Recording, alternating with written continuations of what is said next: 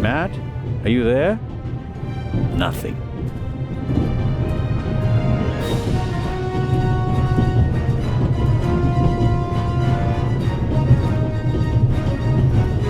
The engine and the coal tender are burning stronger and hotter.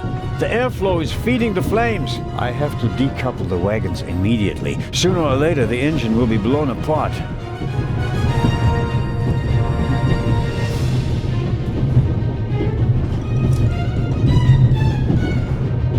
Damn, that makes things extremely complicated. The emergency brake either was damaged in the explosion or was sabotaged. But whatever, it's not working. I think I should try to uncouple the locomotive. I mean, how else can I stop the train?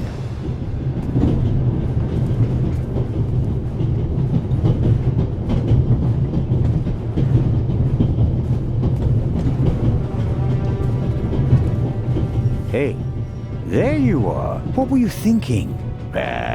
Come out of there. Is he gone? Is who gone? The man! What man? There was a man. He was coughing. One of the passengers? I think he came down from the roof. What are you doing on the train anyway? Why didn't you wait in the tunnel with the other passengers? I wanted to get my pistol. Your pistol? There's so many cops and thieves and explosions and everything, then I need a pistol too. Makes sense. All right. First, I'll stop the train, and then we'll have a chat, okay? You want to come out? Good idea. You stay put.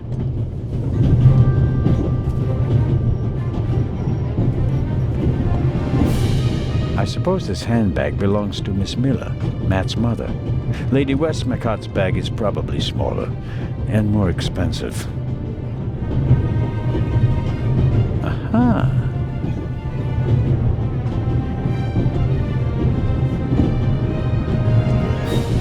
Matt saw something. It could prove to be very useful, but if I don't stop the train soon, I won't be able to use that information in this lifetime.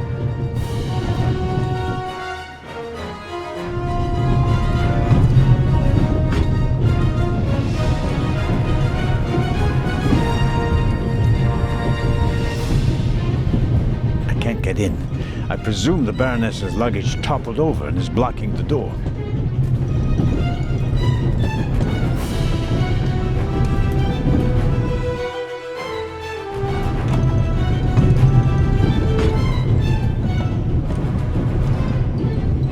These compartments are like little hotel rooms. You could spend days or even weeks in here quite happily.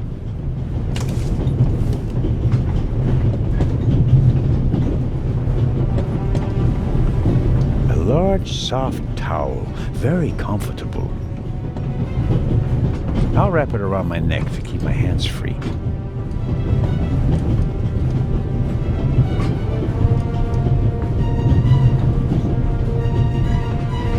What have you got yourself into? Couldn't you have just let it be? But no, of course not.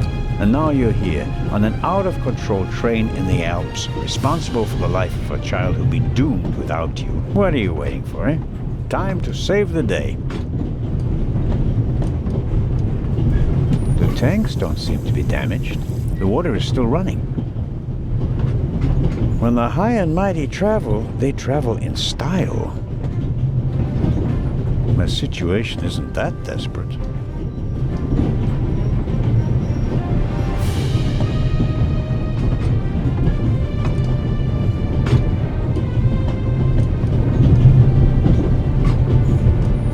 Soaking up the cold water.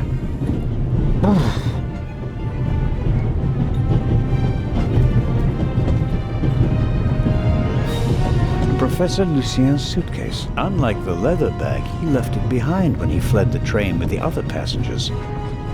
I don't think there's anything interesting in it. Whatever the professor is hiding from me, it's in his leather bag.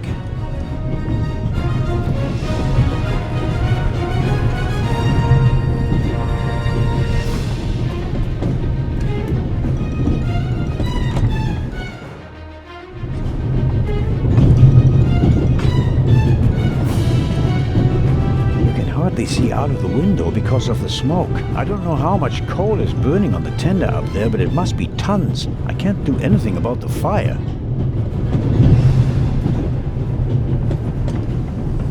This door leads to the tender. It will be uncomfortable, no doubt, but I don't think that the flames are directly behind the door. I suppose there's a relatively safe space in the lee of the tender where one could stay a little while.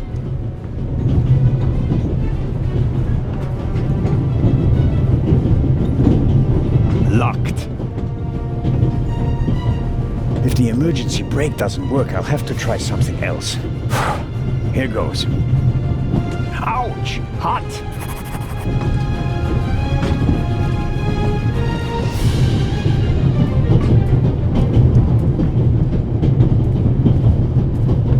An axe is for emergencies. If this isn't an emergency, I don't know what is.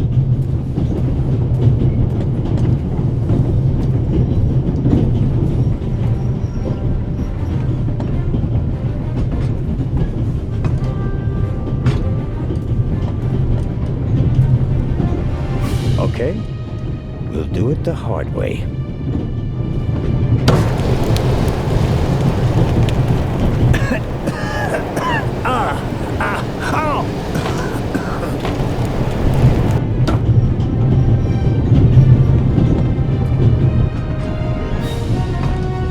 The wet towel around my head will protect me. With headgear like this, I can dare to plunge into the inferno.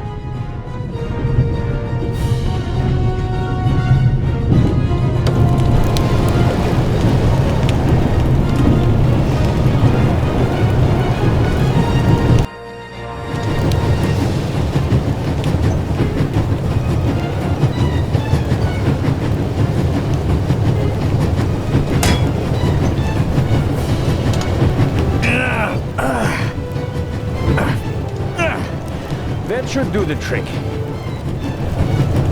The coupling won't release because it's under too much tension.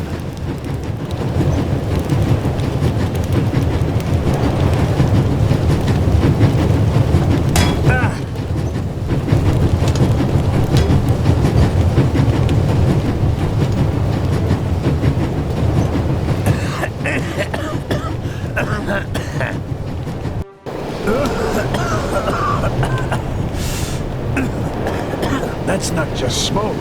I can actually taste lumps of ash. It's time for my deputy sheriff's story. I uncoupled the locomotive at full speed. Not bad, eh? Do you think we'll get in trouble? Because of the locomotive? I don't think so. It was pretty old already. Come out so we can have a chat. I checked the entire train. There's no one on it except for us. What an adventure. Oh, yeah. Tell me, what did you see on the train? Well, it was like this. I wanted to get my pistol.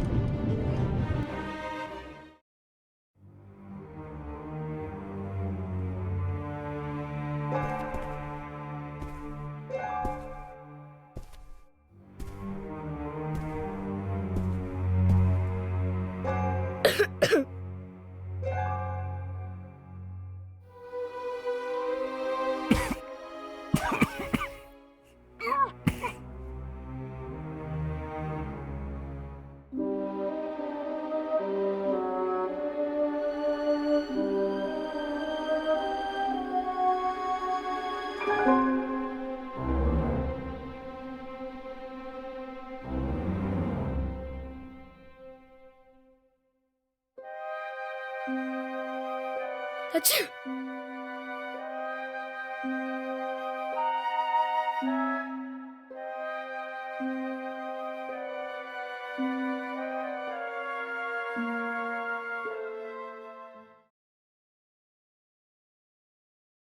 And then? When the guy was gone, I got up and banged on the window.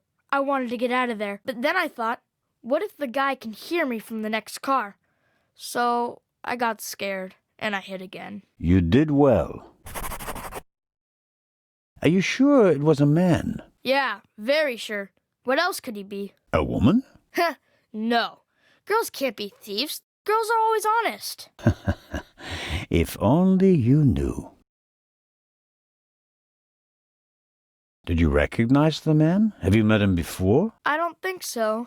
Would you recognize him if you saw him again? No. It was very dark and I was hiding. Was he a tall man or a short man? Just a man. I think he was a bad man. Why do you think that? He was sneaking around, even though everybody else was outside in the tunnel. Maybe he just wanted to get his wooden pistol. Oh, man. The envelope that the man lost, where is it? I thought it might be important. I think we should have a look. Some cash. An Italian passport. Blank. Very interesting. And here, a ticket for... For the cruise! What? The tickets we have for the big ship from Venice to Cairo look exactly the same. Interesting. May I keep it? What do you want to do with it? Take a vacation.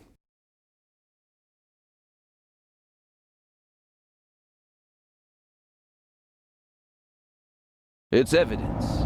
And my chance to go with you. The ticket and everything else in the envelope are part of my investigation, and you have no part to play in Cairo.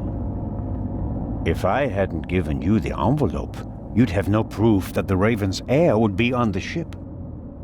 Ugh. The ship is his next chance to steal the eye, and he won't give up until he has it. And that's precisely why you should let me come along. No. I deserve to come along.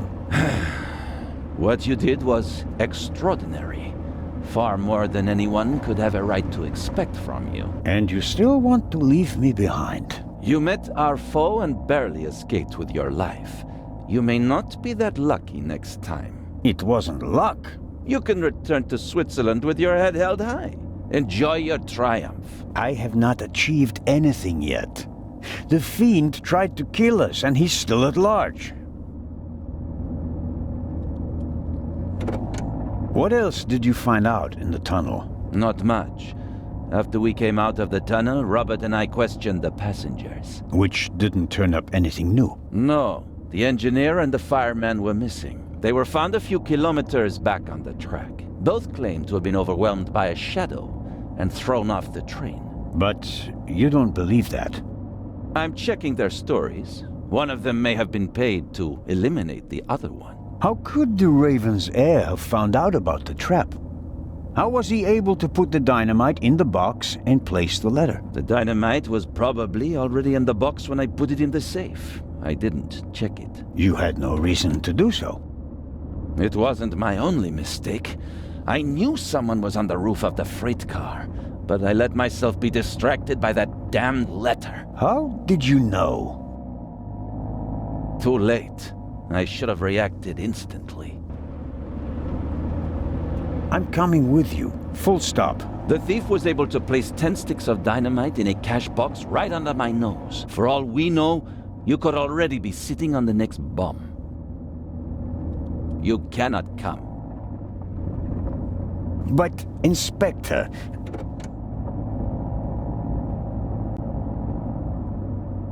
We're here.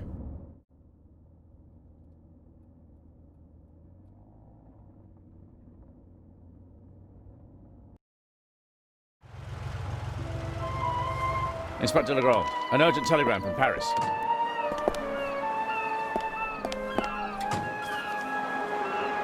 Bad news? It's about the unfortunate events on the train, and to return to Paris and explain myself. But sir, what about the eye? They want to inform the Egyptian authorities that there might be a burglary attempt. Might? Egyptian authorities?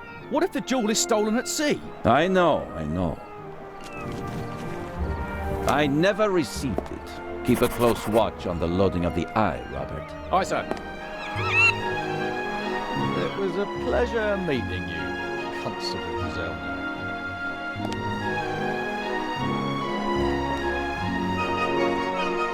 What is the constable's problem with me? I think he's jealous. Scotland Yard assigned him to assist me, just as you were sent by the Swiss authorities. With the distinction that he may go to Egypt. Robert is to accompany me at all times. Your mission was restricted to Switzerland. At this moment, I want to be sent back to Switzerland just as much as you want to be sent back to Paris. I know, but I'm walking on thin ice, and I can't carry you too. And the second eye is in that safe? Yes, an emerald. It's been kept in a bank in Zurich since the start of the war. I personally took it out of the bank vault, and Professor Lucien certified that it was the real thing. And while a fake jewel was sent by train, the real one was brought here in an armored car.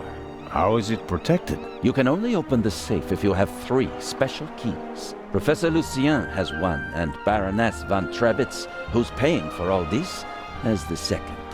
The third was sent by air courier to Dr. Abbas Mokhtar, the director of the Egyptian Museum in Cairo. So, not even you could possibly open the safe before it arrives in Egypt. That's correct. We don't want to make it too easy for potential thieves. Commendable. I hope you're aware of the fact that you're risking your career. Indeed I am. Why do you care so much about this case? Someone pretends to be the Raven, and you promptly risk your career? What if he's not just pretending? What do you mean by that? It's his handwriting. And there's only one person who ever called me Nico. Have you ever considered the possibility that I shot the wrong man? But what do you mean by that? Let us assume just for a moment that the person I shot and who fell from the roof was not the Raven. Who would have cared enough to uncover the truth? The chief of police, the politicians? No. They wanted to revel in a successful manhunt, and it was the best thing that could have happened to the Raven. The search for him was over. He had no reason to fear me anymore. I had so many medals afterwards that he could hear them jingling kilometers away. And now he's back? And you're the only one who can stop him? Does that sound probable to you? The feathers, the letters. Nico. No one outside the police force knew that the Raven used to call me that in his letters. Policemen gossip, and there are plenty of forgers. You can't seriously intend to stake your reputation on such weak evidence. My reputation rests on something that I probably did not do. I have to find out who's behind all this. Let's review. One of the 2 most valuable jewels in the world was stolen. Obviously, the second one will be next. And you suspect a legendary burglar who's been dead for 5 years. Go on. The second jewel is about to be put on board over there, in a safe that requires 3 keys. Our thief may already have the first key, the archaeologist's key, from the train. We don't know anything about the status of the second key, which was meant to be air freighted to Cairo. We have to assume that he already has it. Therefore, there's just 1 key left. The Baroness's. Correct. So, you'll need my eyes on board. Look, you can keep your eyes open for me here on the wharf. I'd be most grateful. But when this ship sets sail, you will not, I repeat, not be on board. But, Inspector, We're dealing with a dangerous man, and I will pursue him regardless of the consequences. I won't let you get mixed up in this affair. it's still my decision. No, it's not. It's mine, and I've already made it. Good day, Constable Zellner.